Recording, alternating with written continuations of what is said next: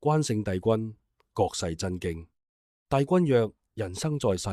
貴盡忠孝節義等事，方於人道無愧，可立身於天地之間。若不盡忠孝節義等事，身雖在世，其心已死，是謂偷生。凡人心即神，神即心，無愧心，無愧神。若是欺心，便是欺神。故君子三畏四之，以神其獨，勿謂暗室可欺，屋漏可窺，一動一靜。神明監察，十目十手，理所必至。放暴應昭昭，不爽毫發。人為萬惡手，孝為百行願。但有逆理於心有愧者，勿謂有利而行之。凡有合理於心無愧者，勿謂無利而不行。若負帝教，請使帝都，敬天地，禮神明，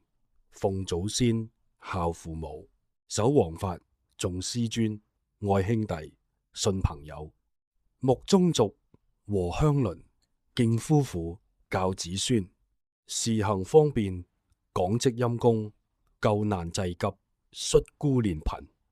創修廟宇，印造經文，寫藥施茶，戒殺放生，造橋修路，經孤拔困，從律釋福，排難解紛，捐資成美，隨訓教人，冤仇解釋，鬥稱公平，親近有德，遠避兇人，隱惡揚善，利物救民，回心向道，改過自新，滿腔仁慈，惡念不存，一切善事，信心奉行。人雖不見，神已早聞。家福增壽，添子益孫，災消病減，禍患不侵。人物咸寧，吉星照臨。若存惡心，不行善事，淫人妻女，破人婚姻，壞人名節，計人技能，謀人財產，疏人爭訟，損人利己，肥家潤身，恨天怨地，罵與呵風，謗聖毀賢，滅象欺神，宰殺牛犬，污穢稚子，使世凌善，以富欺貧，離人骨肉，奸人兄弟，不信正道，奸盜邪淫，好賞賒詐，不重勤儉，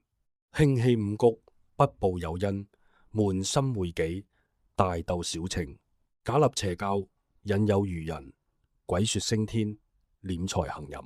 明瞞暗騙，橫言曲語，白日奏嘴，背地謀害，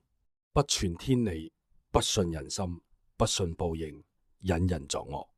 不修遍善，行諸惡事，官司口舌，水火盜賊，書讀瘟疫，生敗產蠢，殺身亡家，男盜女淫，近報在身，遠報子孫，神明監察，毫發不泯，善惡兩途，禍福猶分，行善福報，作惡禍臨，我作私語，願人奉行。言雖淺近，大益身心，氣武帝言，斬首分刑，有能持重，燒兇罪慶，求子得子，求仇得仇，富貴功名，皆能有成，凡有所期，如意而獲。萬禍雪消，千祥雲集，諸如此福，為善可治。帝本無私，惟佑善人，眾善奉行，無怠缺之。